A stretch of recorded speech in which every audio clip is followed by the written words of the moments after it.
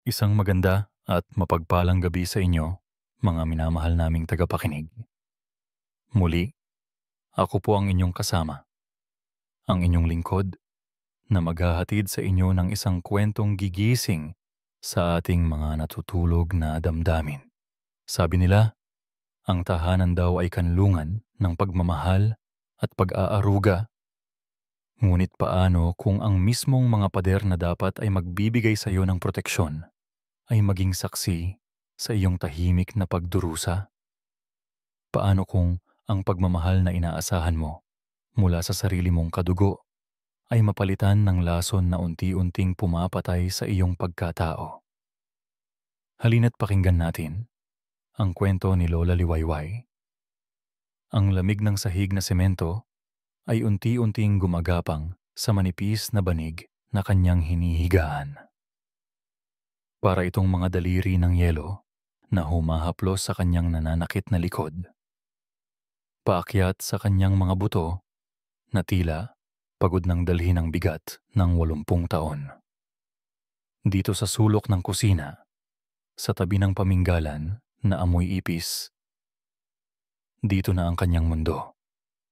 Niyakap ni Lola Liwayway ang kanyang mga tuhod. Ang suot niyang luma at maninipis na duster ay hindi sapat para labanan ang lamig ng papalubog na araw sa baryo mapayapa.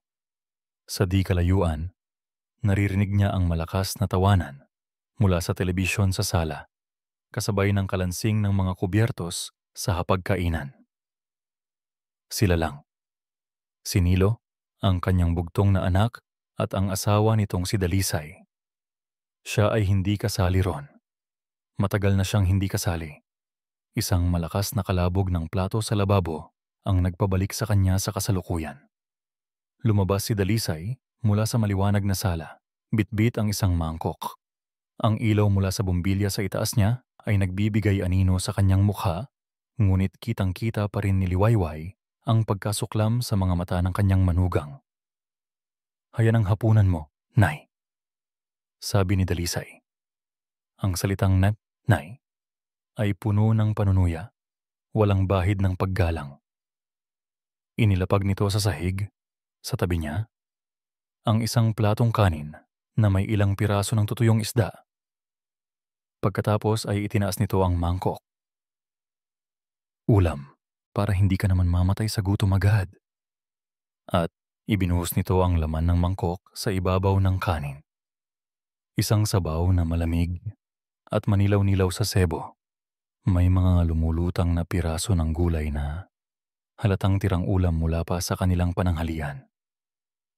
Tumalsik ang sabaw sa kanyang kamay at napapikit si Liwayway sa lamig nito. Hindi siya umimik. Ano pa ba ang sasabihin niya? Sanay na siya. Sanay na ang kanyang sikmura sa lamig. Sanay na ang kanyang puso sa sakit. Pinanood lang niya si Dalisay na bumalik sa sala, na para bang wala itong ginawang masama. Nanginginig ang mga kamay ni Lola Liwayway nang damputin niya ang plato. Ang kanin na dati puti at mainit ay basa na ngayon sa malamig at malangis na sabaw. Bawat butil ay tila pumikwa sumisigaw ng pang-aalipusta. Iyon daw ang halaga niya ngayon. Isang gulanit na banig at isang plato ng pagkaing mas masahol pa sa pagkain ng aso.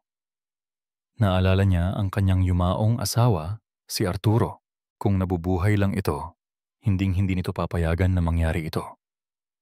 Si Arturo na laging naglalagay ng pinakamalaking parte ng isda sa kanyang plato. Si Arturo na hahaplusin ang kanyang buhok at sasabihing, "Kumain ka ng marami, Liwayway ko, mahal ko."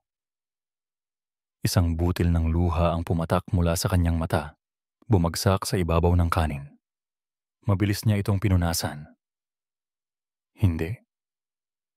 Hindi siya iiyak. Iyon ang tanging bagay na hindi maiaalis sa kanya ni Dalisay.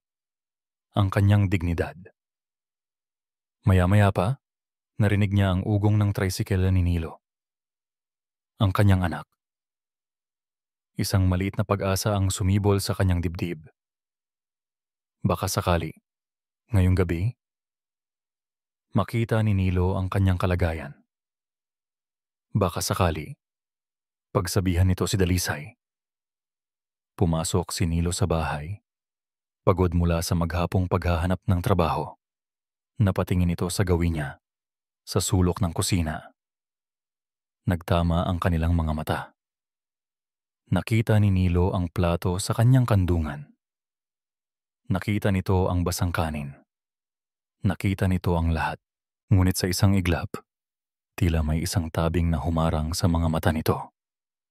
Umiwas ito ng tingin. Nilo, halika na. Kumain ka na rito. Tawag ni Dalisay mula sa sala. Walang imik na naglakad si Nilo palayo sa kanya, papunta sa hapagkainan, papunta sa kanyang asawa.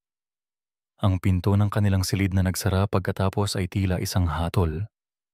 Ang maliit na pag-asang sumibol kanina ay namatay, nilamon ng kadiliman. Gabi na nang may maramdaman siyang gumalaw sa kanyang tabi. Sa unay inakala niyang pusa lamang, ngunit nang imulat niya ang kanyang mga mata, nakita niya ang isang anino na nakaupo sa tabi niya. Ang kanyang apo. Ang kanyang sisinag. Lola. Bulong ng 17 taong gulang na binatilyo. Inilapag nito sa tabi niya ang isang baso ng maligamgam na tubig at isang makapal-kapal na kumot. Pasensya na po, Lola. Ngayon lang ako nakatakas sa pagbabantay ni Tia Dalisay. Hinawakan ni Liwayway ang kamay ng apo. Ang init mula rito ay tila gamot sa nanunuot na lamig sa kanyang kaluluwa. Ta. Ayos lang, apo. Salamat. Halos pabulong niyang sabi. Umupo si Sinag sa kanyang tabi, maingat na huwag lumikha ng ingay. Inayos nito ang kumot sa kanyang mga balikat. May galit at lungkot sa mga mata ng binatilyo habang nakatingin ito sa platong halos hindi niya ginalaw.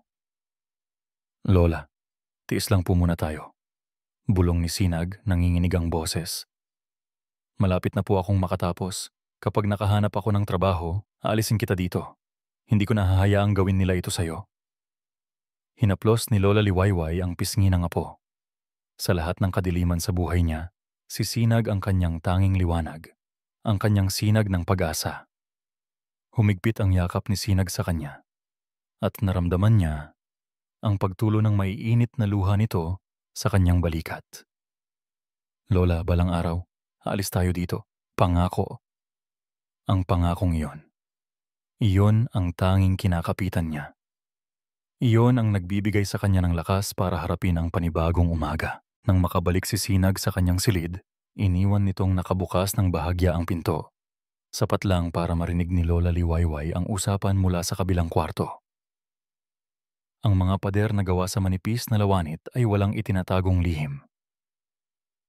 Nilo, may magandang balita ako sa'yo. Narinig niyang sabi ni Dalisay. Ang boses ay masigla at puno ng pananabik. May nahanap na akong buyer para sa lupang pamana ng araw at malaki ang alok nila. Natahimik ang buong bahay. Naramdaman ni Lola Liwayway ang pagbilis ng tibok ng kanyang puso. Hindi. Ang lupang iyon. Iyon na lang ang natitirang alaala sa kanya ni Arturo. Pero, Dalisay, hindi papayag si inay. Sagot ni Nilo. Mahina ang boses. Isang matalim na halakhak ang isinagot ni Dalisay. Isang tunog na nagpatindig sa lahat ng balahibo ni Lola Liwayway. Wala siyang magagawa, sabi ni Dalisay. Ang bawat salita ay tila isang patalim. At pipirma ang nanay mo, sa ayaw at sa gusto niya. Ang mga salita ni Dalisay ay parang laso na nanuot sa isipan ni Nilo, buong magdamag. Pipirma ang nanay mo, sa ayaw at sa gusto niya. Paulit-ulit itong umalingaw-ngaw sa kanyang tainga. Mas malakas pa sa hilik ng asawa niyang mahimbing na natutulog sa kanyang tabi. Paano naging ganito ang lahat? Paano ang asawa niyang dati mahinhin at malambing ay naging isang taong hindi na niya halos makilala? Bumangon siya bago pa man tumilaok ang mga manok. Ang bigat sa kanyang dibdib ay tila isang malaking bato na humihila sa kanya pababa. Paglabas niya ng kwarto, naamoy niya ang pamilyar na amoy ng kapeng barako. Ngunit hindi ang kanyang ina ang naabutan niya sa kusina. Si Dalisay ang nakatayo roon, nakangiti, at inaabot sa kanya ang isang mainit na tasa. "Magandang umaga, mahal." Bati nito. Ang ngiti ay hindi umaabot sa kanyang mga mata. "Pinagtimpla na kita ng kape. Maupo ka, may pag-uusapan tayo." May kakaibang kaba na gumapang sa puso ni Nilo. Umupo siya sa hapag habang pinapanood ang bawat kilos ni Dalisay. Kumuha ito ng pandesal, pinaglagyan ng mantikilya at inilapag sa kanyang harapan. Isang eksenang perpekto para sa isang mapagmahal na asawa, ngunit para kay Nilo, ito ay isang babala. "Nilo," panimula ni Dalisay. Umupo ito sa tapat niya. "Iniisip ko lang ang kinabukasan natin. Ngayong wala ka ng trabaho, paano na tayo? Paano kung magkakaanak na tayo? Gusto mo bang lumaki sila sa hirap? Sa isang bahay na anumang oras ay pwedeng gumuho?" Bawat tanong ay isang dagok sa kanyang pagkalalaki. Yumuko siya.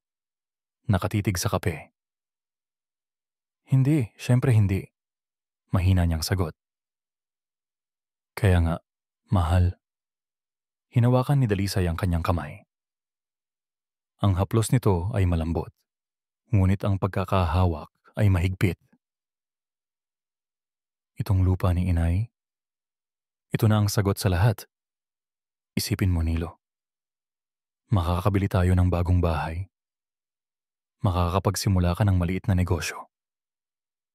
Hindi na natin poproblemahin ang kakainin sa araw-araw. Magiging maayos na ang lahat." Ang mga salitang iyon ay parang isang matamis na awit, isang pangakong matagal na niyang gustong marinig.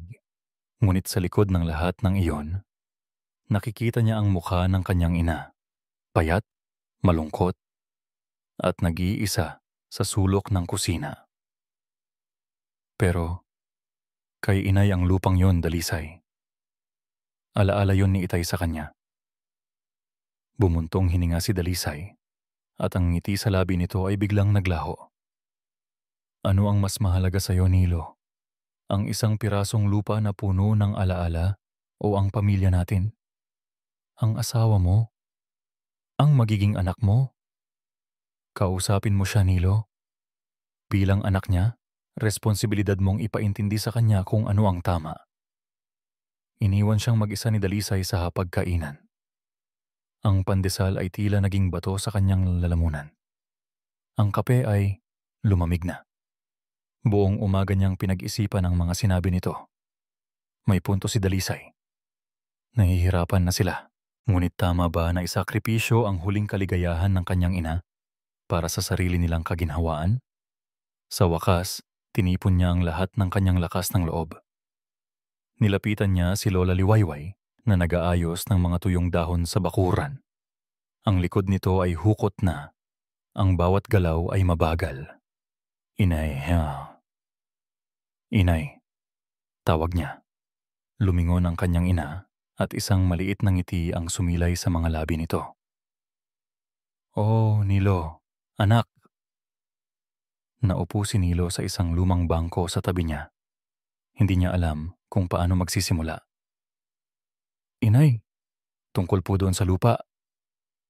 Ang ngiti sa mukha ni Lola Liwayway ay dahan-dahang nawala. "Nilo, napag-usapan na natin ito. Inay, pakinggan niyo po muna ako." Pagsusumamo niya. Pilit na iniiwasan ang mga mata nito. "Para naman po ito sa atin, sa pamilya natin. Hirap na po tayo."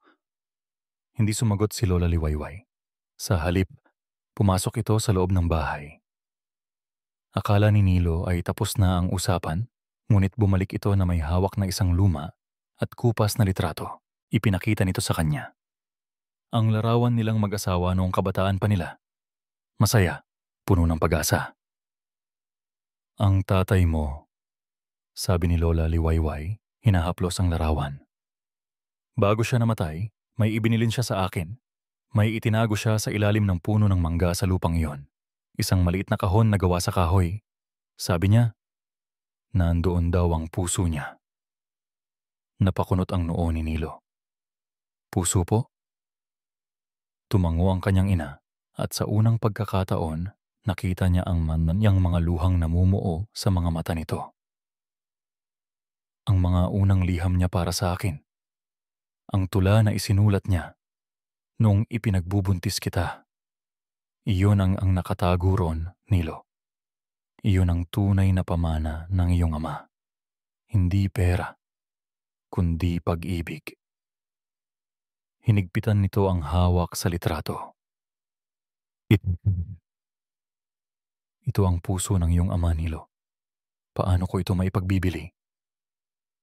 Isang malalim na hiya ang bumalot sa buong pagkatao ni Nilo. Ang lahat ng sinabi ni Dalisay ay biglang nawalan ng halaga. Ang nakikita na lang niya ay ang sakit na idinulot niya sa sarili niyang ina. Pasensya na po, inay. Hindi ko na po. Hindi na niya natapos ang sasabihin. Isang malakas na boses ang pumunit sa kanilang katahimikan. Anong drama yan? Si Dalisay. Nakatayo ito sa may pintuan ng kusina. Namumula ang muka sa galit. Halatang narinig nito ang lahat. Mabilis itong lumapit at walang pakundangang inagaw ang litrato mula sa kamay ni Lola, Liwayway. Dalisay! Sigaw ni Nilo. Anong puso? Hindi nakakain ang alaala, Nilo. Ang pera, oo. Isinigaw ni Dalisay. Iwinawasiwas ang litrato sa harap ng mukha niya. Dahil sa mga walang kwentang papel na ito, hahayaan nating maghirap? Gising, Nilo. Napatayo si Lola Liwayway. Nanginginig. Sinusubukang bawiin ang litrato. Ngunit itinulak lang siya ni Dalisay. Mabuti na lang at napahawak si Nilo sa kanyang ina bago ito bumagsak. Tama na, Dalisay. Ngunit hindi nakinig si Dalisay. Ang galit sa mga mata nito ay tila apoy na handang sunugin ang lahat. Hinila nito si Nilo palayo sa kanyang ina, papasok ng bahay. Wala kang kwentang kausap, matanda ka. Sigaw nito kay Lola Liwayway bago isinara ang pinto. Sa loob ng kanilang silid, hinarap siya ni Dalisay. Ang mukha nito ay hindi na maipinta. Nakita mo na, Nilo? Wala siyang pakialam sa atin. Mas mahalaga pa sa kanya ang mga lumang basura kaysa sa kinabukasan natin. Pero asawa ko, pamilya natin. Isang matalim at mapanganib na ideya ang biglang sumilay sa mga mata ni Dalisay. At kinilabutan si Nilo sa nakita. Lumapit ito at bumulong sa kanya. Ang bawat salita ay may kamandag. Kung ayaw niyang pumirma sa papel, kung matigas talaga ang ulo niya, edi ipakita natin sa kanya kung ano ang tunay na impyerno. Doon, sa lumang kubo sa likod bahay. Ang balita ay dumating na parang isang sinag ng araw sa gitna ng unos. Isang scholarship. Isang buong scholarship sa isang kilalang universidad sa Maynila. Hawak ni Sinag ang papel na medyo lukot na. Binasa niya ito ng paulit-ulit, hindi makapaniwala na ang mga letrang nakalimbag doon ay para sa kanya. Ito na iyon. Ito na ang sagot. Ito na ang daan palabas hindi lang para sa kanya, kundi para sa kanyang Lola Liwayway. Ngunit ang paunang tuwa ay mabilis na napalitan ng isang mabigat na pag-aalala.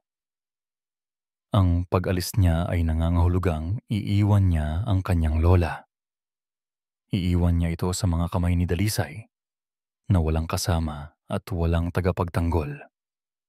Ang bigat ng desisyon ay halos dumurog sa kanyang puso. Kinagabihan, habang ang lahat ay natutulog na, dahan-dahan siyang pumasok sa kusina. Naabutan niya ang kanyang lola na gising pa, nakatingin sa kawalan. Yakap-yakap ang kumot na ibinigay niya. Lola. Mahina niyang tawag. Napalingon si Lola Liwayway. Kahit sa dilim, nakita ni Sinag ang lungkot sa mga mata nito. Umupo siya sa sahig sa tabi nito at walang salitang ipinakita ang sulat. Kinuha ito ng kanyang lola at kahit hirap na sa pagbasa sa dilim, naintindihan nito ang nilalaman. Isang ngiti ang sumilay sa mga labi nito, ngunit hindi ito umabot sa kanyang mga mata. Isang ngiti na may bahid ng pagmamalaki, ngunit kasabay nito ay isang hindi maipaliwanag na kalungkutan. "Apke, apo ko," sabi niya. Ang boses ay nanginginig habang hinahaplos ang sulat. "Ito na ang pagkakataon mo. Huwag mo itong sasayangin dahil lang sa akin." "Pero Lola, paano po kayo?" tanong ni Sinag. Ang boses ay basag. "Hindi ko kayo pwedeng iwan dito." Dahan-dahang tumayo si Lola Liwayway. Mula sa tago at butas na bulsa ng kanyang duster, may dinukot siyang isang maliit na telang nakatupi. Binuksan niya ito. Sa loob ay may ilang lukot na pera, mga 20 at 50 pesos na halatang inipon sa loob ng mahabang panahon. Ito ang lahat ng mayroon siya. "Hindi, Mommy, hindi ito malaki, apo." Inabot niya ito kay Sinag. "Pero para sa pamasahe mo at pagkain sa unang araw, tanggapin mo na. Ang mahalaga ay makaalis ka dito at tuparin ang mga pangarap mo. Huwag mo akong alalahanin." Nang makita ni Sinag ang pera, sa palad ng kanyang lola, isang bagay sa loob niya ang nabiyak. Ang lahat ng pinipigil niyang emosyon ay biglang bumuhos. Napaluhod siya sa malamig na sahig, niyakap ang mga binti ng kanyang lola at doon humagulgol na parang isang paslit. Ang pera ay hindi lamang pera. Ito ay simbolo ng sakripisyo, ng pagmamahal na kahit kailan ay hindi niya naramdaman mula sa kanyang tiyuhin o tiyahin. "Hindi ko po kayo kayang iwan, Lola," sabi niya sa gitna ng kanyang pag-iyak. Sino po ang mag-aalaga sa inyo? Sino ang magbibigay sa inyo ng kumot?" Hinaplos ni Lola Liwaywayan ang buhok ng apo. Ang kanyang sariling mga luha ay tahimik na dumadaloy sa kanyang mga pisngi. Kahama. "Kaya ko ang sarili ko, apo. Ang mahalaga ay ikaw. Umalis ka na. At balang araw, magkikita tayong muli." Itinaas ni Sinag ang kanyang mukha. Ang mga mata ay namumugto. Hinawakan niya ng mahigpit ang kamay ng kanyang lola. "Babalik ako, Lola. Pangako. Babalikan ko kayo. Aalisin ko kayo sa impyernong ito. Pangako." Ang araw ng kanyang pag-alis ay ang pinakamabigat na araw sa buhay ni Sinag. Sa terminal ng bus, mahigpit ang yakap niya sa kanyang lola. Ayaw niyang bumitaw. Bawat segundo ay tila ginto. Bawat paghinga ay tila isang paalam. Nilo at Dalisay ay wala roon. Mas mabuti na rin, isip niya. Nang tawagin na ang mga pasahero, hinalikan niya ang noo ng kanyang lola sa huling pagkakataon. "Mahal na mahal po kita, Lola." Sumakay siya sa bus at mula sa bintana, pinanood niya ang figura ng kanyang lola na unti-unting lumiliit hanggang sa ito'y naging isang tuldok na lamang at tuluyang nilamon ng malayong kalsada. Sa pag-andar ng bus palayo sa Baryo Mapayapa, dala ni Sinag ang bigat ng isang pangako at ang sakit ng isang pusong naiwan. Kinagabihan, ang bahay ay binalot ng isang kakaibang katahimikan. Ang pag-alis ni Sinag ay nag-iwan ng isang malaking puwang, isang espasyo na dati nagsisilbing panangga para kay Lola Liwayway. Ngayon, ang pananggang iyon ay wala na, at naramdaman ito ni Dalisay. Natagpuan ni Nilo ang kanyang asawa na nakatayo sa gitna ng sala. May isang malamig at determinadong ekspresyon sa mukha. Lumapit ito sa kanya. "Ngayon na ang panahon, Nilo," sabi ni Dalisay. Ang boses ay walang emosyon. Wala na ang tagapagtanggol niya. Nanlamig si Nilo. Dalisay, huwag. Huwag ano, Nilo." Tiningnan siya nito ng masama. "Maghihintay ka hanggang sa mamatay na lang tayo sa gutom? Kumilos ka na." Para siyang isang papet na walang sariling isip. Ang kanyang mga paa ay gumalaw-labag sa kanyang kalooban. Sumunod siya kay Dalisay papunta sa kusina kung saan nakaupo sa sahig ang kanyang ina. Ang takot niya sa kanyang asawa ay mas matindi kaysa sa pagmamahal niya sa kanyang ina. At sa sandaling iyon, kinamuhian niya ang kanyang sarili. Nang makita ni Lola Liwayway ang dalawa na papalapit, lalo na ang blankong ekspresyon sa mukha ni Nilo, alam na niya. Hindi siya nagsalita. Tumingin lang siya sa kanyang anak, ang mga mata ay puno ng tanong at sakit. Hinawakan ni Nilo ang braso ng kanyang ina. Marahan, ngunit may puwersa. Naramdaman niya ang panginginig ng matanda, ngunit hindi siya tumigil. Inimamasin. Inay, pasensya na po. Iyon lang ang mga salitang lumabas sa kanyang bibig, mga salita na tumunog abo. Walang buhay. Walang pagsisisi. Dinala niya ang kanyang ina palabas ng bahay, patungo sa likod bahay kung saan nakatayo ang luma at halos gumuho ng kubo na dati imbakan ng mga gamit. Ang amoy ng alikabok at nabubulok na kahoy ay sumalubong sa kanila. Itinulak ni Dalisay ang pinto. Isang nakakabinging kadiliman ang nasa loob. Itinayo ni Nilo ang kanyang ina sa bungad ng pinto. Sa huling pagkakataon, nagtama ang kanilang mga mata. Sa isang saglit, nakita ni Nilo ang lahat. Ang mga gabing inalagaan siya nito noong may sakit siya. Ang mga pagkaing inihanda nito para sa kanya. Ang pagmamahal na walang kapantay. Ngunit ang imahe ni Dalisay sa kanyang likuran ay mas malakas. Itinulak niya ang kanyang ina. Hindi ito sumigaw. Hindi ito nanlaban. Si Lola Liwayway ay bumagsak lang sa maruming sahig sa loob ng kubo, isang marupok na figura na nilamon ng dilim. Ang tanging narinig ni Nilo ay ang mahinang tunog ng kanyang pagbagsak. Mabilis na isinara ni Nilo ang pinto.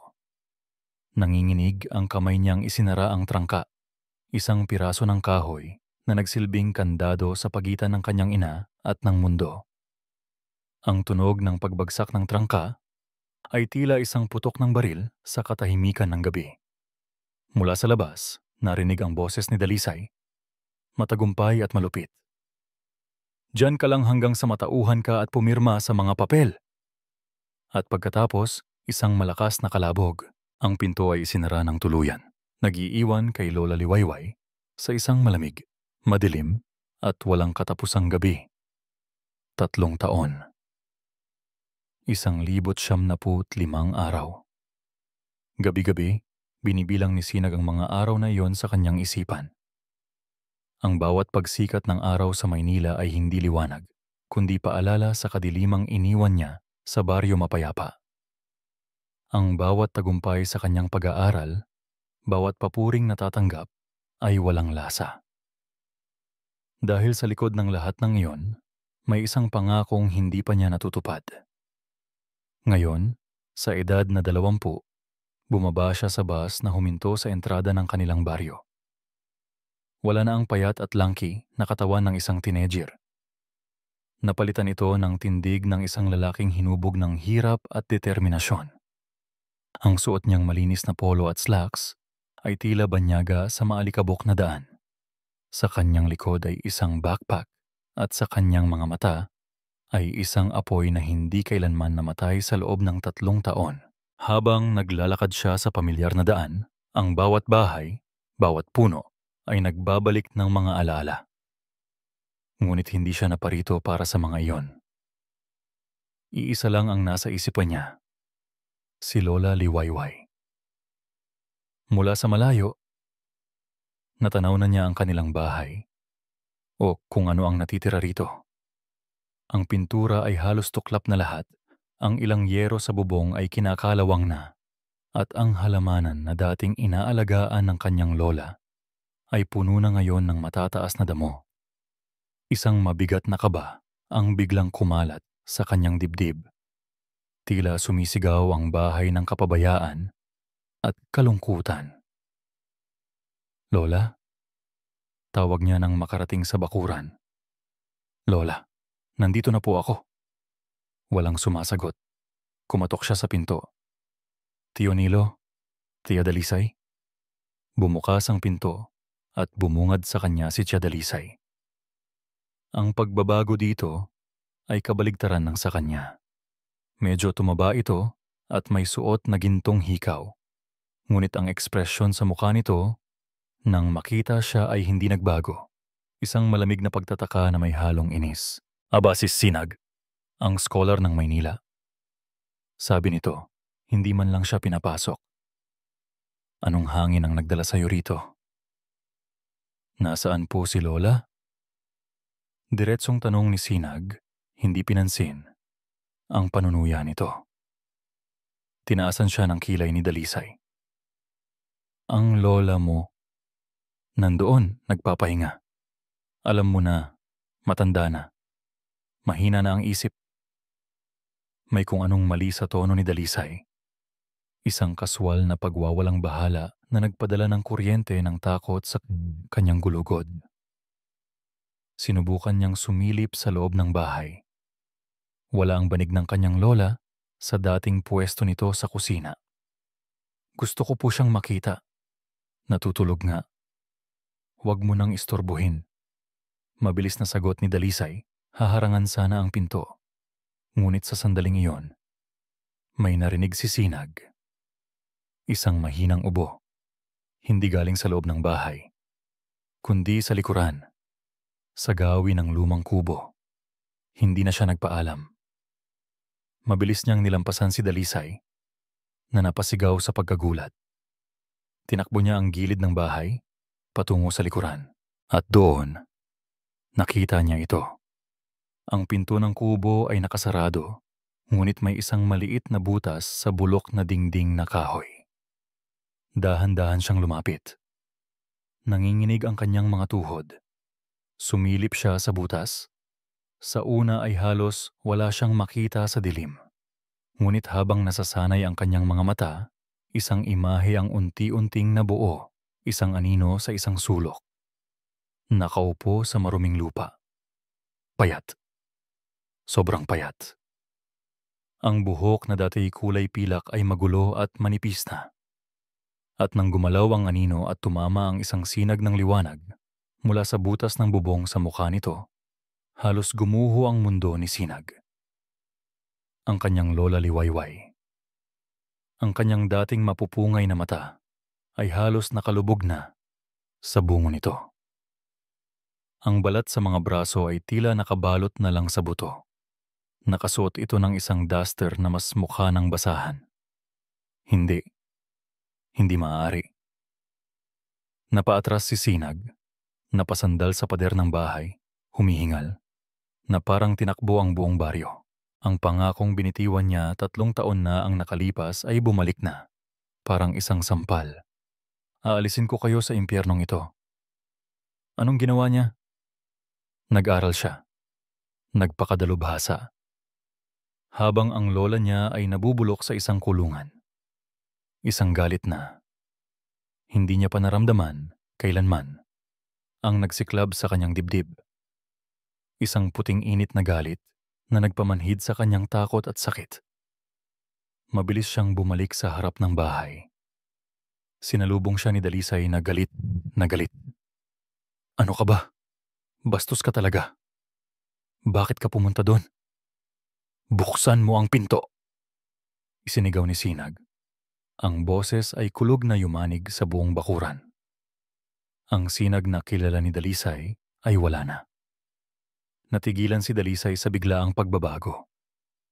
Ngunit mabilis itong nakabawi. Tinaasan niya ito ng kilay, buo ang loob.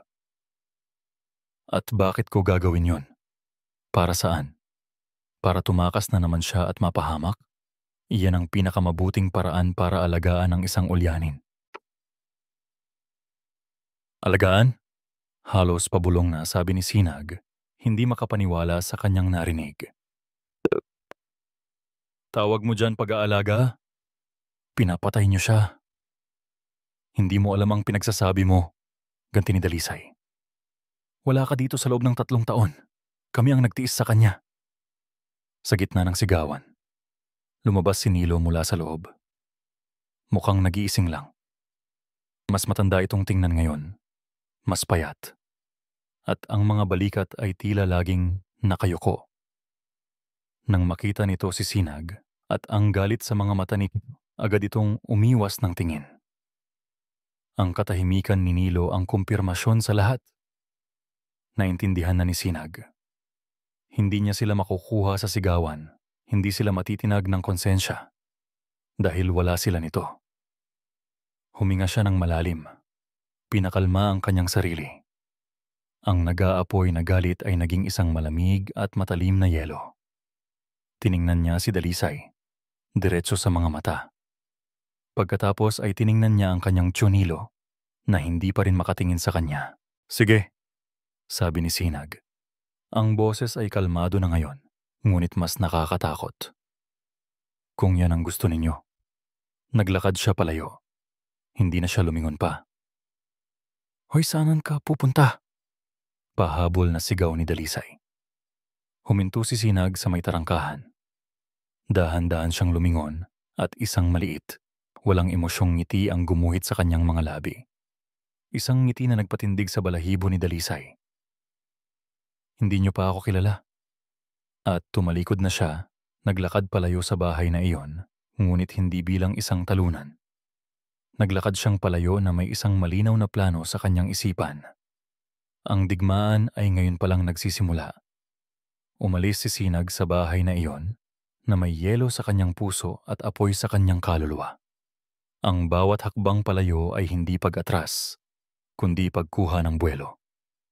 Ang galit ay isang lason kung hahayaan lang sa loob, ngunit isa itong makapangyarihang sandata kung gagamitin sa tamang paraan.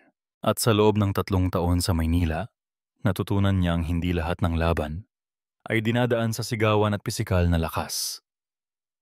Ang pinakamatalim na espada ng modernong panahon ay nasa kanyang bulsa, ang kanyang cellphone. Hindi siya umuwi sa anumang kamag-anak. Alam niyang walang gustong madamay. Sa halip, nag-check-in siya sa isang maliit na paupahan sa kabilang baryo, isang lugar kung saan maaari siyang kumilos nang hindi napapansin.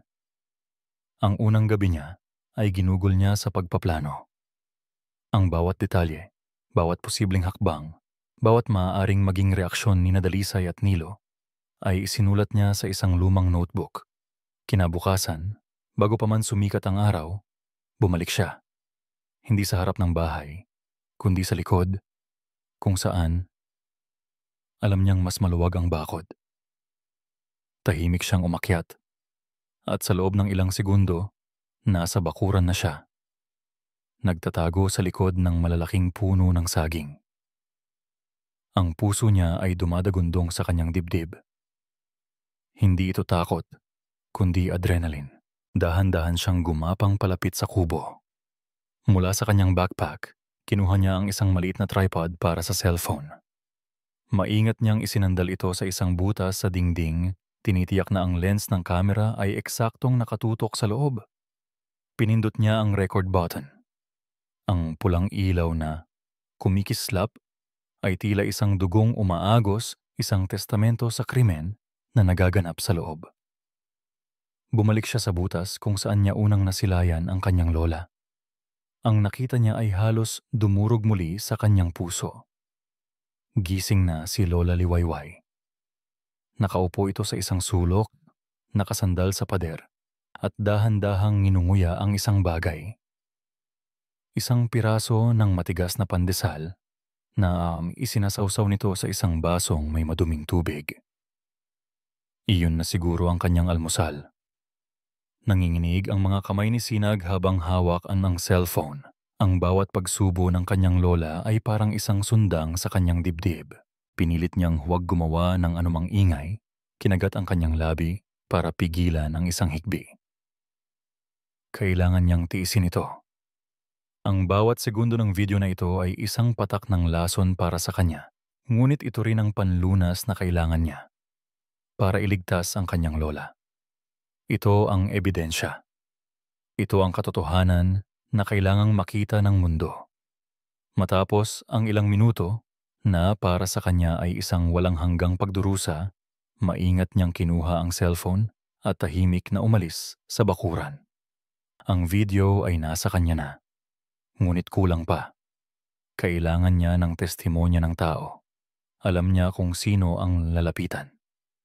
Si Aling Sabel, ang kanilang kapitbahay na pinakamatagal ng kaibigan ni Lola Liwayway. Naghintay siya ng tamang tiyempo.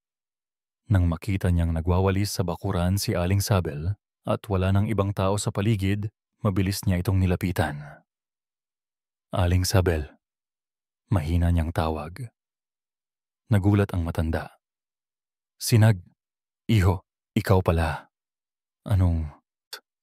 Ngunit nang makita nito ang determinasyon sa mga mata ni Sinag, naintindihan nito. Hinila siya nito papasok sa maliit nitong bahay. Huwag kang maingay, iho. May tainga ang lupa dito. Bulong ni Aling Sabel. Sumisilip pa sa bintana. Alam kong nandito ka para sa iyong lola. Kaawa-awa ang kalagayan niya. Araw-araw, naririnig ko ang pag-ubo niya. Minsan, ang mahinang pagiyak. Pero natatakot kami kay Dalisay, iho. Masama siyang magalit. Aling Sabel, kailangan ko lang po ng tulong niyo. Kahit ilang salita lang. Para malaman ng mga tao ang katotohanan. Pakiusap ni Sinag. Nag-alinlangan si Aling Sabel. Ang takot ay malinaw sa kanyang mga mata.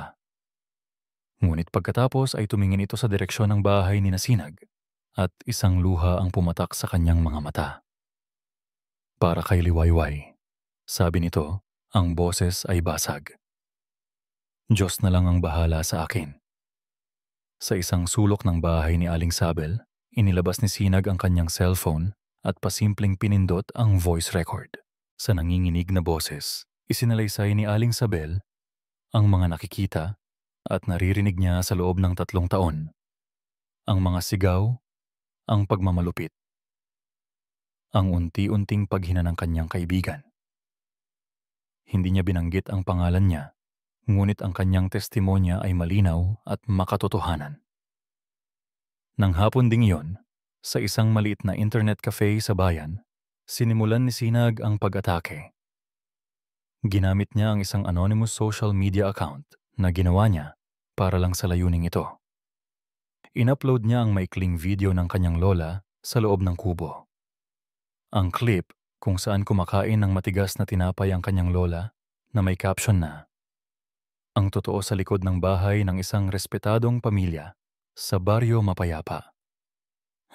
#Justice for Lola Liwayway." Kasama rin ang audio recording ni Aling Sabel na inedit niya para tanggalin ang mga personal na detalye. Isinulat niya ang buong kwento ng kanyang lola, mula sa pagiging may-ari ng lupang pamana hanggang sa pagkakakulong sa kubo. Detalyado ang bawat pang-aabuso, ang pagwawalang bahala, ang kawalang hiya ni Dalisay at Nilo. Hindi nagtagal. Nagsimulang umugong ang social media. Ang unay ilang share lang. Pagkatapos ay dose-dose, daan-daan hanggang sa libo-libo. Nagulat si Sinag sa bilis ng pagkalat ng balita. Ang mga komento ay puno ng galit, pagkabigla, at awa. Nakakaiyak naman, sino ang gumagawa nito sa matanda? Dapat ipaimbestiga ito. Walang puso ang mga nagpapahirap sa kanya. Nasaan ang kapulisan sa baryong yan? Bakit hinahayaan nila ito? Naramdaman ni Sinag ang isang kurot ng pag-asa. Sa wakas, naririnig ang boses ng kanyang lola. Sa wakas may kumikilos, ngunit habang tinititigan niya ang kanyang cellphone, isang kakaibang komento ang biglang lumabas. Mula sa isang account na may litrato ng isang babaeng umiiyak na may caption na, "Anak-anakan ng nagmamalupit." Ang mensahe ay nakasulat sa Tagalog. Hindi totoo. Ang lola ay matanda na at may Alzheimer's. Ang nag-upload nito ay apo niyang ganid sa mana. Sinubukan lang niyang tulungan ang lola, pero mapanlin lang ang apo. Unti-unting nanlaki ang mga mata ni Sinag. Ang kaniyang puso ay biglang bumagsak. Ang pag-asa ay biglang napalitan ng pangingilabot. Nakilala niya ang estilo ng pagsulat. Hindi siya nagkakamali. Si Dalisay. Nakakakuyom ang kamao ni Dalisay habang nakatitig sa screen ng kanyang cellphone. Ang galit ay kumukulo sa kanyang dibdib, mas matindi pa sa init ng tanghali. Ang hinayupak na sisinag. Paano ito nangyari? Paano nagkaroon ng lakas ng loob ang scholar na iyon na ipahiya sila sa buong mundo? Ang mga komento sa post ni Sinag ay parang mga nag-aapoy na sibat na tumatama sa kanyang pagkatao. Magnanakaw, demonyo, dapat mabulok kayo sa kulungan. Dalisay, anong gagawin natin? Halos umiiyak na tanong ni Nilo. Hawak din ang cellphone at pinagmamasdan ang naglalabasan nilang pangalan. Pati pangalan ko, nadadamay. Paano na lang ang negosyo ng buhangin na gusto kong simulan? Tumahimik ka, Nilo. Sigaw ni Dalisay, ibinato nito ang kanyang cellphone sa sofa. Walang kwenta. Lahat na lang ipinapasa mo sa akin. Nilo. Walang pakialam sa kanya. Walang silbi. Ang lahat ng responsibilidad ay laging nasa kanya. Dahil sa katamaran ni Nilo, nawalan sila ng disenteng buhay. Dahil sa katigasan ng ulo ni Lola Liwayway, muntik na siyang mawalan ng pag-asa. Ngunit hindi. Hindi siya papayag. Hindi siya babalik sa dati. Hindi siya babalik sa gutom. Tumingin siya sa salamin. Ang kanyang muka ay namumula sa galit, ang buhok ay magulo. Ngunit sa likod ng galit, isang ideya ang unti-unting nabuo. Isang ideyang kasing tahimik ng ahas, ngunit kasing lason. Ang social media ang ginamit ni Sinag. Kung gayon, gagamitin niya rin ang social media. Ngunit mas matalino siya. Mas mahusay siyang umarte. Nagsimula siyang magplano. Kailangan niya ng isang hitsurang magpapakita ng kanyang pagdurusa. Nilagyan niya ng kaunting makeup ang kanyang mukha para magmukhang maputla. Naglagay siya ng kaunting pulbos sa ilalim ng mata para magkaroon ng dark circles at pinisil-pisil niya ang kanyang mga pisngi hanggang sa mamula. Kinuha niya ang kanyang lumang duster, ang pinakaluma at pinakagasgas at isinuot. Hindi na ang mamahaling gintong hikaw, isang simpleng silver na hikaw, ang kanyang isinuot. Isang imahe ng inaapi ngunit matatag. Nilo, kunan mo ako ng video. Ngayon din, utos niya. Pero Dalisay, anong gagawin mo? Mananahimik ka at susundin ang sinasabi ko? Ang boses ni Dalisay ay puno ng awtoridad na nagpatikom sa bibig ni Nilo. Umupo siya sa sofa, pinilit, na maging relax. Nag-isip siya ng mga linyang kanyang sasabihin, mga linyang magpapaguho sa lahat ng kredibilidad ni Sinag. Huminga siya nang malalim. Handa ka na? Tanong ni Nilo, hawak ang cellphone. Tumango siya. Kumusta po kayo mga kapatid? Nagsimula siya, ang boses ay mahina, halos pabulong. Halos pinilit niyang mag-ipon ng luha sa kanyang mga mata. Siguro po ay nakita niyo na ang kumakalat na balita tungkol sa amin. Tungkol sa aking biyanan, si Lola Liwayway. Huminga siya ng malalim at ang unang patak ng luha ay bumagsak. Pinahiran niya ito, ngunit mabilis na muling tumulo. Isang epektibong pagganap. Ang sakit po ho, patuloy niya. Sobrang sakit na pagkatapos ng lahat ng sakripisyo namin ni Nilo para lang maalagaan ang kanyang ina, ay ganito pa ang igaganti nila sa amin. Totoo po, matanda na si inay.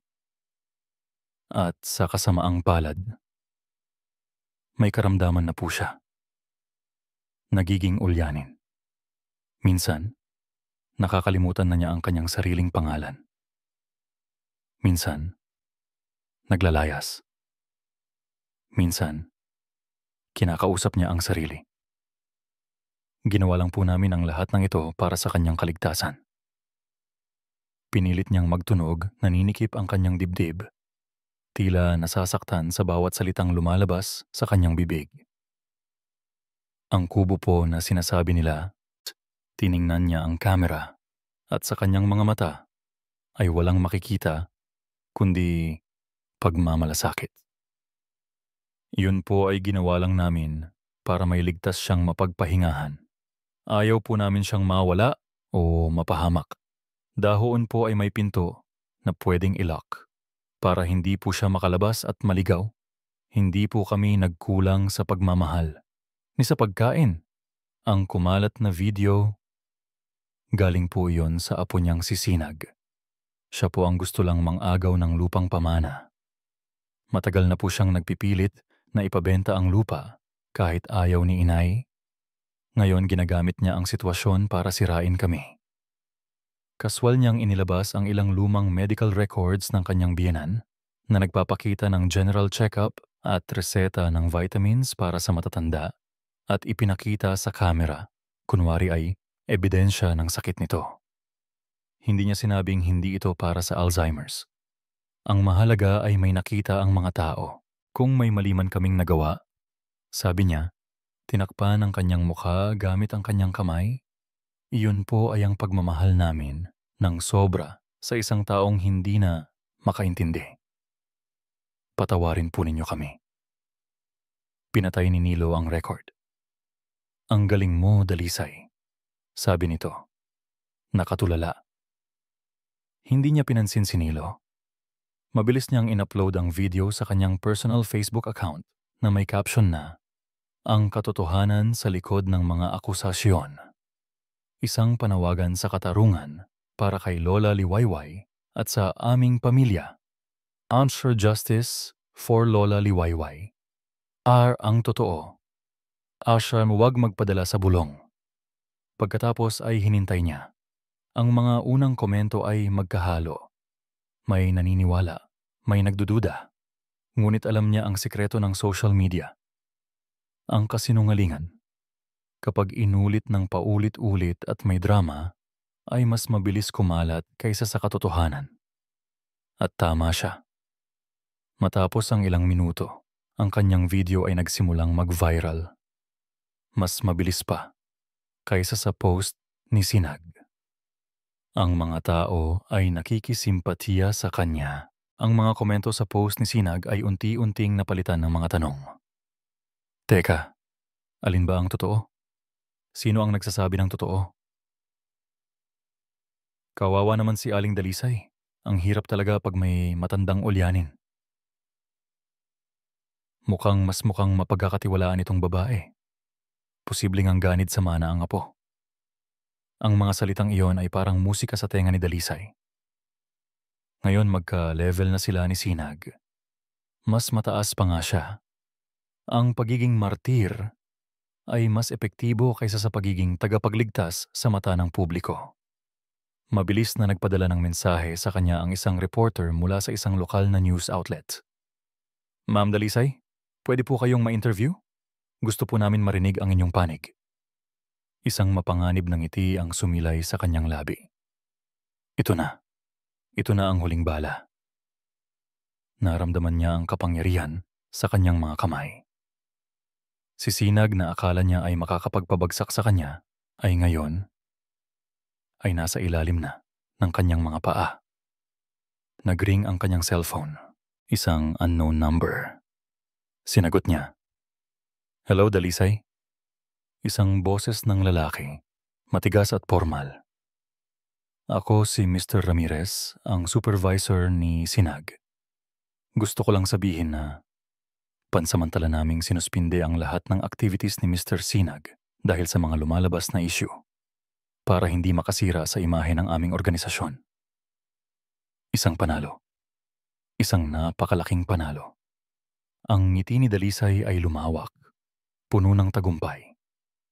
Ang pagtawa ni Dalisay ay tila umalingaw sa kanyang tainga kahit matagal nang natapos ang tawag. Ang tinig ni Mr. Ramirez, ang kanyang supervisor, ay paulit-ulit ding nagbabounce sa kanyang isipan. Pansamantala naming sinuspinde ang lahat ng activities ni Mr. Sinag para hindi makasira sa imahe ng aming organisasyon. Napakasakit, napakabigat. Naupo si Sinag sa gilid ng lumang kama sa inuupahan niya at naramdaman niya ang malamig na simoy ng hangin na nagdadala ng mga ugong ng mga kalayuan. Ang ilaw sa kwarto ay patay, ngunit ang liwanag mula sa screen ng kanyang cellphone ay sapat para makita niya ang kanyang sarili sa salamin. Ang kanyang mukha ay pagod, ang mga mata ay namumugto, at ang apoy na dating nagliliyab sa kanyang mga mata ay tila naglalaho na. Binuksan niya ang social media. Ang dati niyang post na puno ng simpatsya at suporta ay ngayon ay nababalutan na ng mga negatibong komento. Ayan na nga ba ang sinasabi ko, Apo na ganid sa mana. Pinagsamantalahan pa ang lola para sa lupa. Hindi ka dapat tularan. Akala ko pa naman totoo. Mukha lang palang nagpapapansin. Nanginginig ang kanyang mga kamay habang binabasa ang bawat salita. Hindi niya maintindihan kung paano nagawa ni Dalisay na baliktarin ang lahat. Ang video niya ay totoo. Ang testimonya ay totoo. Paano nagawang bigyan ni Dalisay ng peking mukha ang katotohanan? Paano nangyari ito? Bulong niya sa sarili. Ang boses ay basag. Naramdaman niya ang panghihina, ang pagod, ang pagkabigo. Para siyang isang sundalo na pumasok sa labanan na may kumpiyansa, ngunit sa isang iglap ay nakita niya ang sarili na nakabalot sa dugo ang bandila ng pagkatalo. Sinubukan niyang tawagan ang mga dating kaibigan ng kanyang lola sa baryo. Si Aling Sabel, si Mang Tonyo. Ngunit ang bawat tawag ay hindi sinasagot. O kaya naman ay sinasagot, ngunit mabilis na ibinababa. Maya-maya pa, may kumatok sa kanyang pinto. Sinag, iho, si Aling Nena ito. Pwede ka ba naming makausap? Binuksan niya ang pinto. Si Aling Nena, na may-ari ng inuupahan niya, ay nakatayo sa labas kasama ang kanyang asawa. Ang mga mukha nila ay puno ng hiya. Iho, sabi ni Aling Nena. Pasensya na pero hindi na muna namin kayang iparenta ang kwarto. May mga nagsasalita na kasi sa amin. Mahirap na. Ayaw naming madamay. Bumagsak ang balikat ni Sinag. Kahit ang kanlungan na pinili niya ay pinagkakaitan na sa kanya. Wala na siyang matutuluyan. Wala na siyang mapupuntahan. Ayos lang po, Aling Nena. O Aling, naiintindihan ko po. Mahina niyang sagot, pilit nang ngumingiti. Walang imik siyang nag-impake. Ang kaunting damit na dala niya. Ang kanyang notebook. Ang kanyang cellphone. Ang kanyang mga pangarap. Ang lahat ay tila nagiging abo. Lumabas siya sa gabi, dala ang kanyang backpack at naglakad sa madilim na kalsada. Wala siyang destinasyon. Wala siyang malinaw na pupuntahan. Ang buwan ay bilog at maliwanag, ngunit ang kanyang puso ay puno ng kadiliman. Nakarating siya sa tabing ilog. Ang ilog na iyon ay saksi sa kanyang mga pangarap noong bata pa siya. Dito niya laging sinasabi kay Lola Liwayway na aalisin niya ito sa hirap. Dito niya binitiwan ang pangakong iyon. Ngayon ang ilog ay tila nanunuya sa kanya. Naupo siya sa isang malaking bato at kinuha ang kanyang cellphone. Tinitigan niya ang kanyang lola sa video. Payat, mahina at nag-iisa. Ang kanyang tiyan ay kumulo sa galit. Si Dalisay, ang demonyo. Paano niya nagawang manipulahin ang lahat? Ang lahat ng kanyang pagod, lahat ng kanyang pagkabigo, lahat ng kanyang sakit ay bumuhos sa isang malakas na hikbi. Hindi niya na napigilan. Siya na lang mag-isa. Walang matutuluyan. Walang kakampi. Ang lola niya, patuloy na naghihirap. Paano ko pa siya maililigtas ngayon? Bulong niya sa kawalan Ang boses ay puno ng kawalan ng pag-asa. Lahat ay nawala. Ngunit sa gitna ng kanyang pagluluksa, isang bagay ang biglang nag-flash sa kanyang isipan. Isang alaala. Ang mga salita ng kanyang lola noon.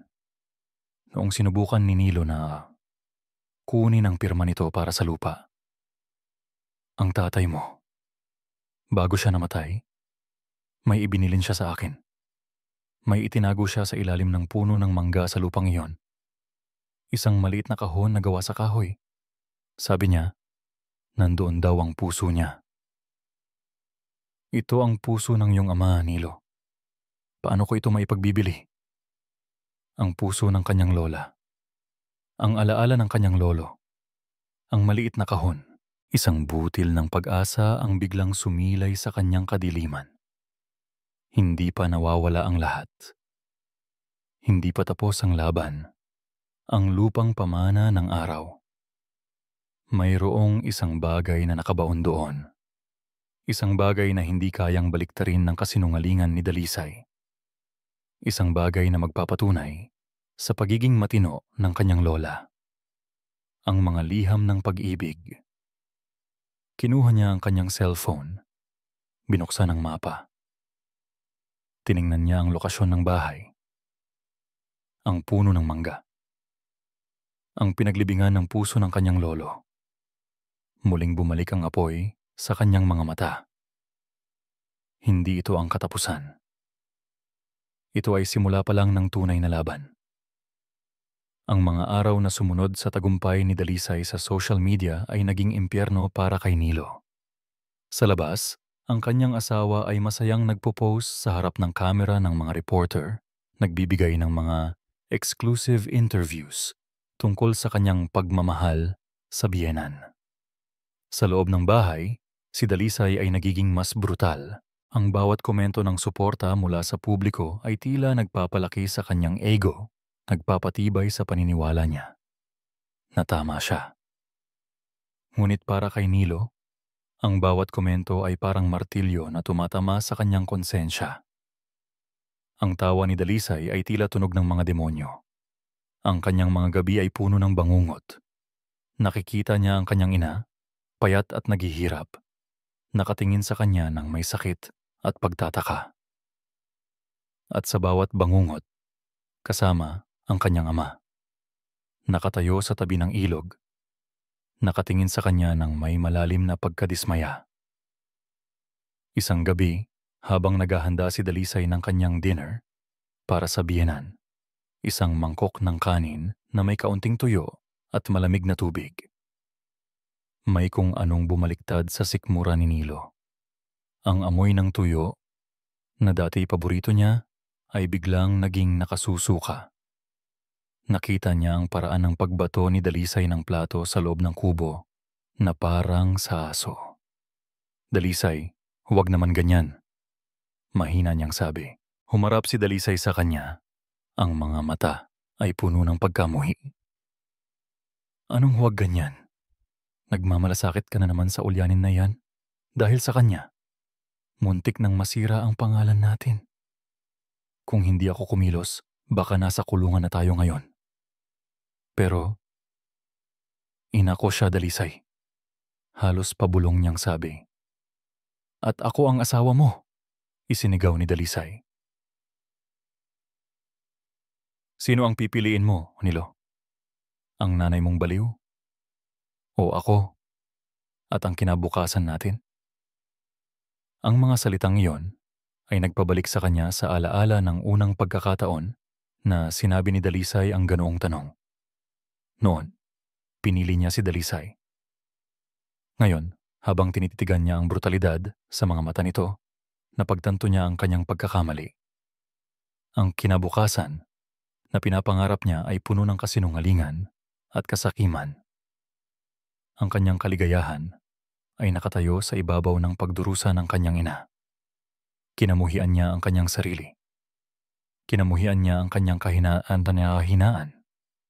Samantala, sa isang malayong lugar si Sinag ay hindi sumusuko. Ang payat na bahagi ng pag-asa na nakuha niya mula sa alaala ng kahon ng kanyang lolo ay sapat na para bigyan siya ng lakas. Kailangan niyang makahanap ng paraan para makapasok sa lupang pamana ng araw. Alam niyang binabantayan ito ni Dalisay at marahil ay may nakatago na itong kamera para bantayan kung sino ang lalapit sa lupa. Kinagabihan, naglakad si Sinag sa madilim na kalsada. Hindi na niya kayang maghintay. Ang bawat sandali na lumilipas ay isang sandali ng pagdurusa para sa kanyang lola. Kailangan niyang hanapin ang kahon na iyon. Hindi na ito tungkol sa social media. Ito ay tungkol sa isang matibay na ebidensya na hindi kayang baliktarin ng mga kasinungalingan ni Dalisay. Maingat siyang lumapit sa lupang pamanang araw. Ang bakod ay medyo luma na. Madali niyang nalampasan, ngunit kailangan niyang maging maingat. Alam niyang may mga mata sa paligid.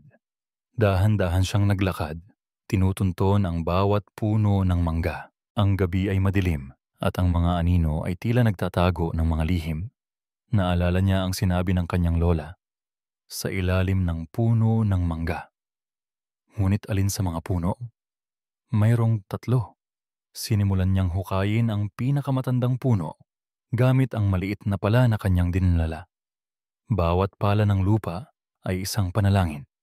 Bawat pala ay isang pag-asa. Ngunit lumipas ang oras at wala siyang makita. Pinuntahan niya ang pangalawang puno. Muling humukay. Ang kanyang mga kamay ay napagod. Ang pawis ay bumuhos sa kanyang mukha, ngunit hindi siya sumuko. Hanggang sa makarinig siya ng ingay. Isang kaluskos mula sa likuran. Mabilis siyang nagtago sa likod ng malaking puno. Pinigilan niya ang kanyang hininga. May tao. Sa dilim, nakita niya ang isang anino na naglalakad palapit sa kanya. Dahan-dahan. Ang figura ay pamilyar. Ito ay si Nilo. May dalang flashlight si Nilo. Nanginginig ang kanyang mga kamay habang sinisindihan ito. Ang liwanag ay tumama sa mga mata ni Sinag. Tio Nilo? Bulong ni Sinag. Handa na sana siyang tumakas, ngunit nakita niya ang ekspresyon sa mukha ng kanyang tiyuhin. Hindi galit, kundi takot at pagsisisi. Lumapit si Nilo. Ang mga mata ay namumugto. Yumuko ito. At halos pabulong na nagsalita. Sinag, nakita ko. Ang video mo. Ang ginawa ni Dalisay. Umupo si Nilo sa tabi ni Sinag. Hindi ko na kaya, anak, sabi nito. At sa unang pagkakataon nakita ni Sinag ang kanyang tiyuhin na umiiyak. Kinamumuhian ko ang sarili ko. Ang ina ko, naghihirap. At ako, wala akong ginawa. Hindi sumagot si Sinag. Pinanood lang niya ang kanyang tiyuhin. Pinayagan itong ilabas ang lahat ng kanyang pasanin. Ang kahon, sabi ni Nilo. Tinuro ang isang malaking bato na medyo malayo sa kanilang kinatatayuan. Hindi sa puno. Sa ilalim ng batong iyon. Doon itinago ni Itay.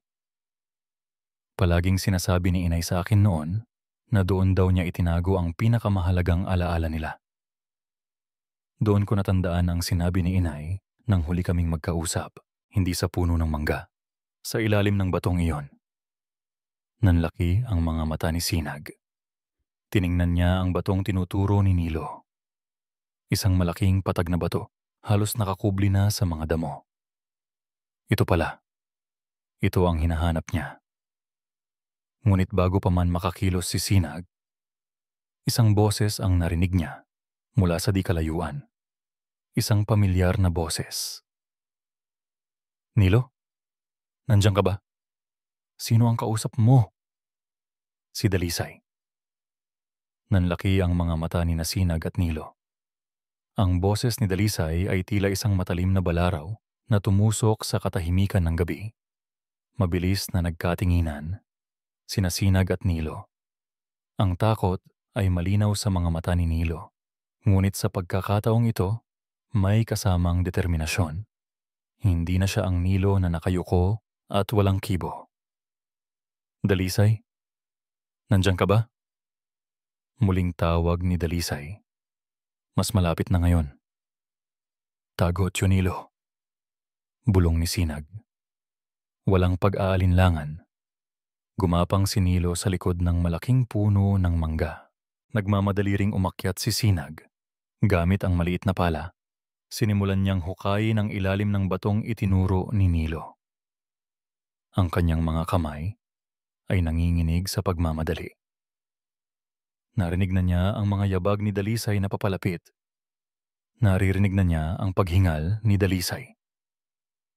Sa ilalim ng malaking bato, naramdaman niya ang matigas na bagay. Ang kahon. Malapit na. Nilo, anong ginagawa mo rito? Ang boses ni Dalisay ay malapit na. Halos nasa likod na niya. Hinila ni Sinag ng buong lakas ang kahon. Isang luma, bulok na kahon na gawa sa kahoy. May amoy lupa at lumang papel. Nagawa niya. Dalisay, wala. Wala akong ginagawa. Narinig niyang sagot ni Nilo. Pilit na pinapakalma ang boses. Doon na nagpakita si Sinag. Tumayo siya.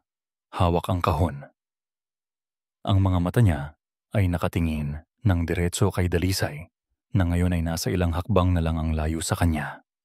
Nanlaki ang mga mata ni Dalisay.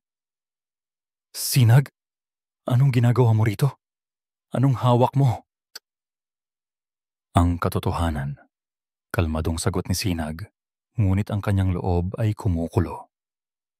Ang katotohanan na matagal mong itinago.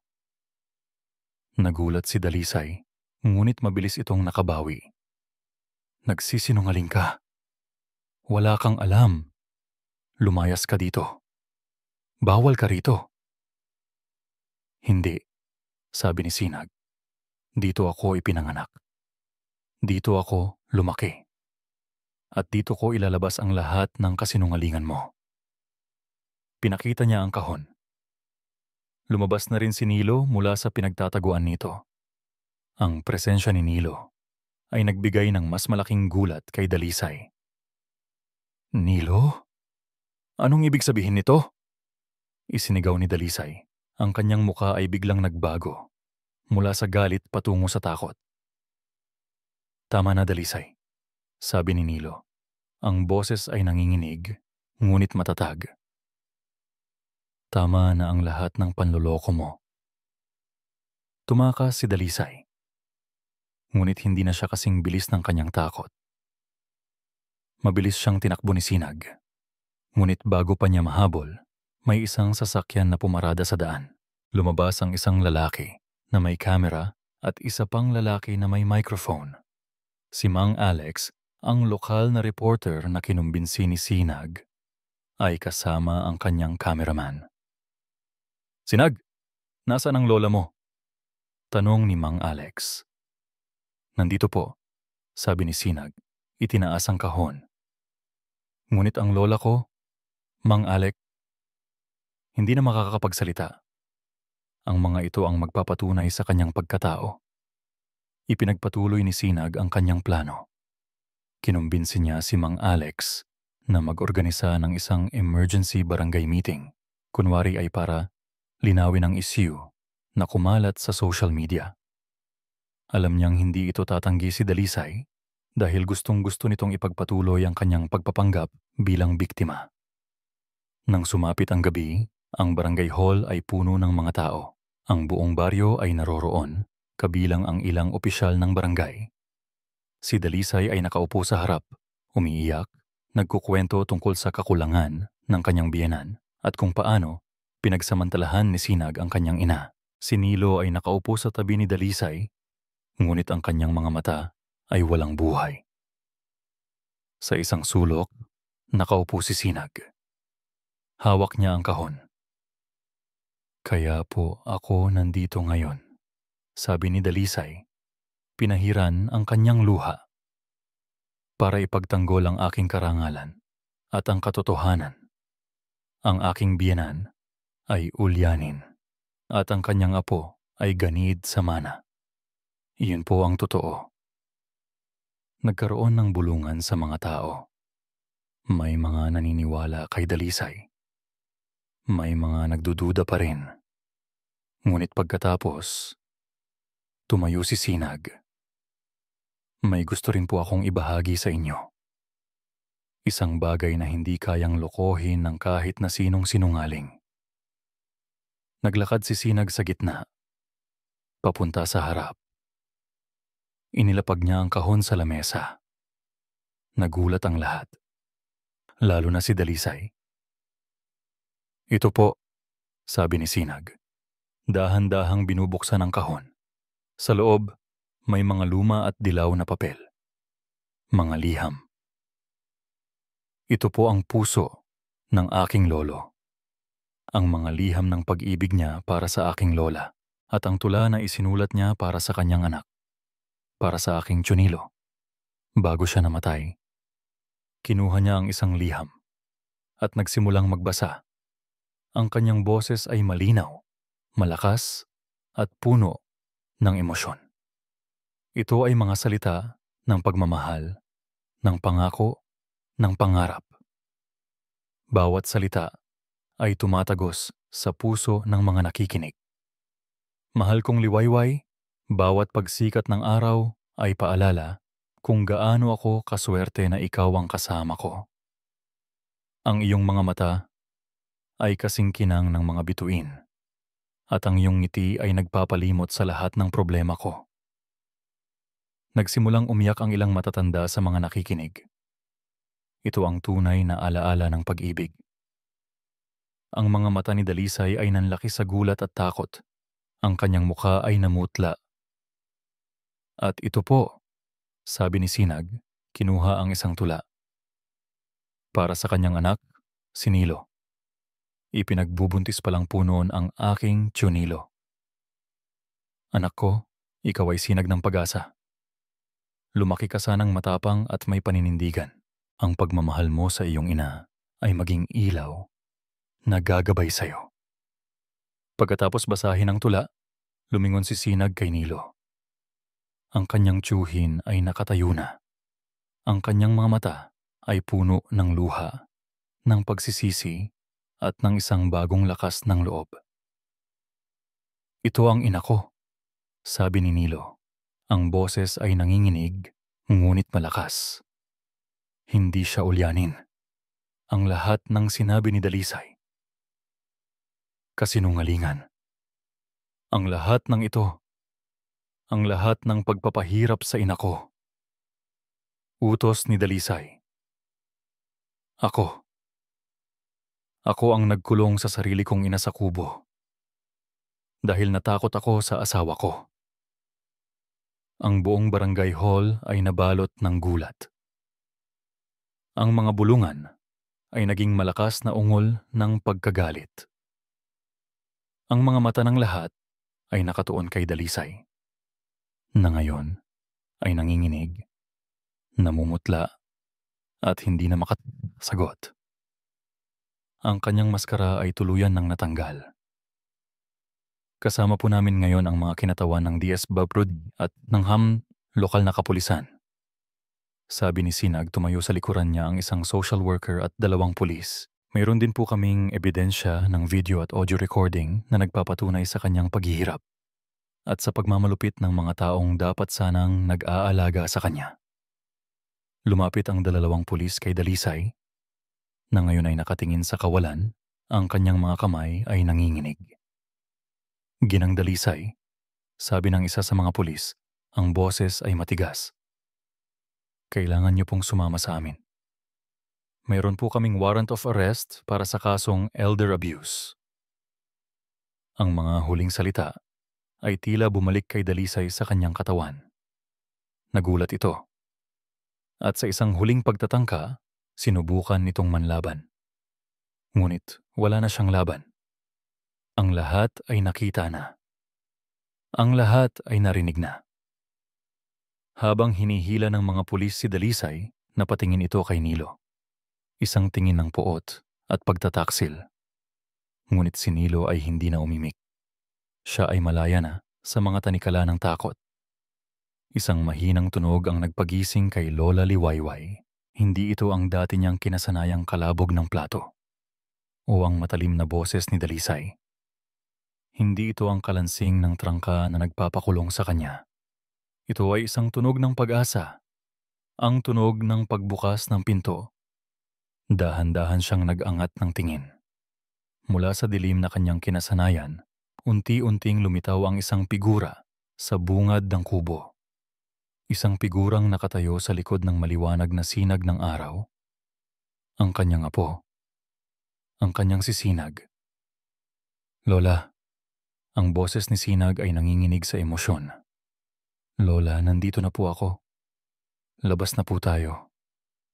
Hindi pa rin siya makakilos. Ilang taon na siyang nakakulong sa dilim na iyon.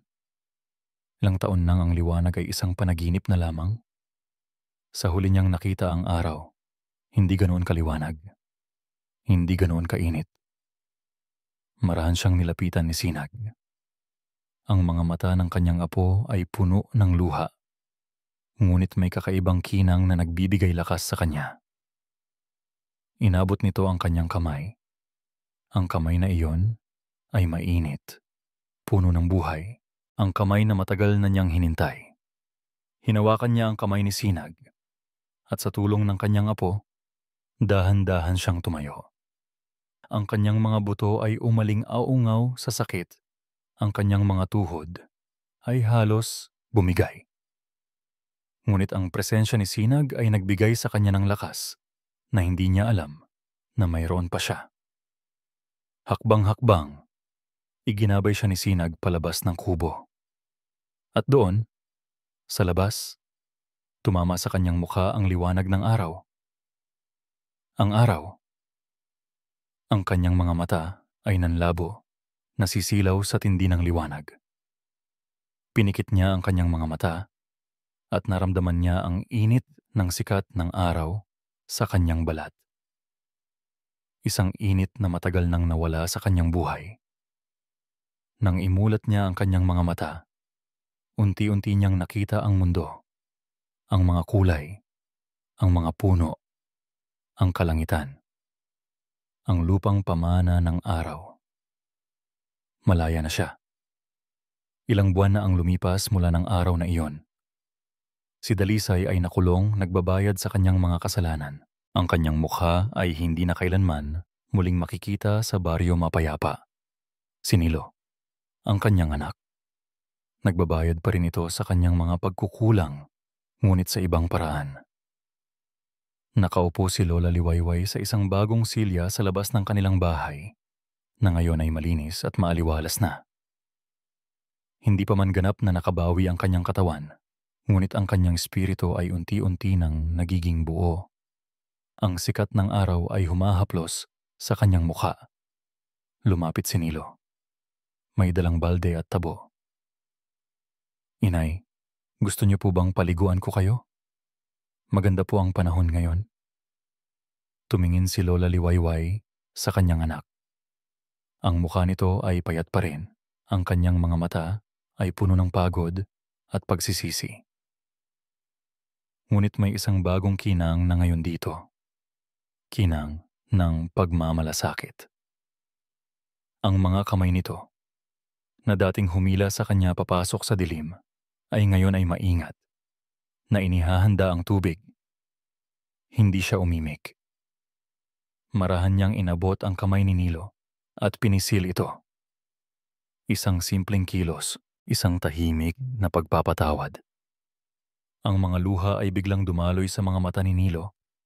Yumuko ito at hinalikan ang kanyang kamay. Salamat po, Inay. Salamat po. Bulong ni Nilo. Ang boses ay basag. Ang pagpapatawad ay hindi nangangahulugang pagkalimot. Ngunit ito ay isang simula. Isang simula sa paghilom ng mga sugat. Hapon na. Si Lola Liwayway at Sinag ay nakaupo sa ilalim ng malaking puno ng mangga sa lupang pamana ng araw.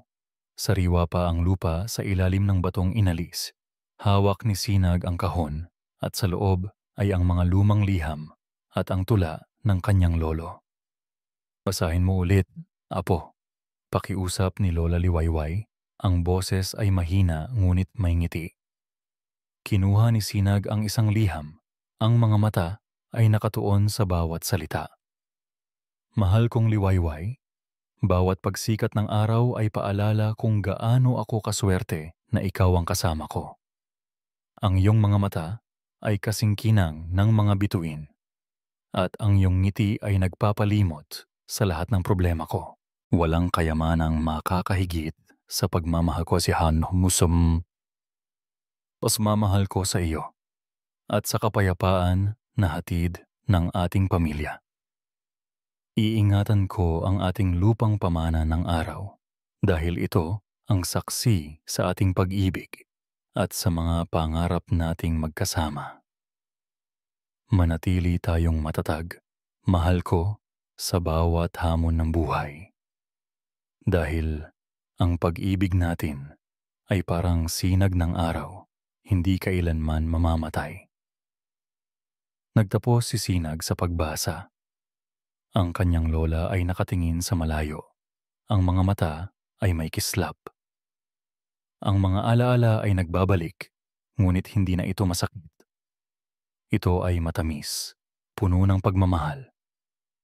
Tiningnan ni Lola Liwayway si Sinag, at sa unang pagkakataon sa napakahabang panahon, ngumiti siya ng tunay. Isang ngiting umaabot sa kanyang mga mata, isang ngiting puno ng kapayapaan at pasasalamat. Dumating din ang Liwayway. Apo ko, sabi niya. Ang kanyang tinig ay malinaw. Ang liwanag, hindi lang sa akin, kundi sa ating lahat.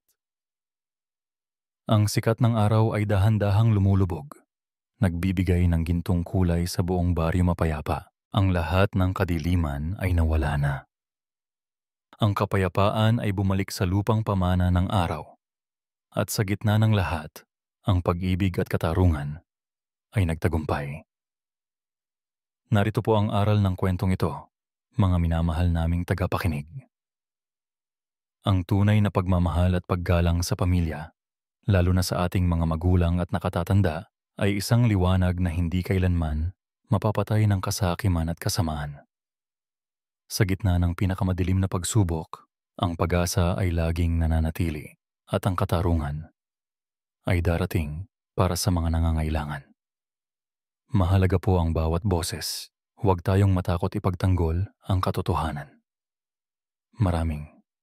Maraming salamat po sa inyong walang sawang pagsuporta at pagsubaybay sa kwentong ito ni Lola Liwayway.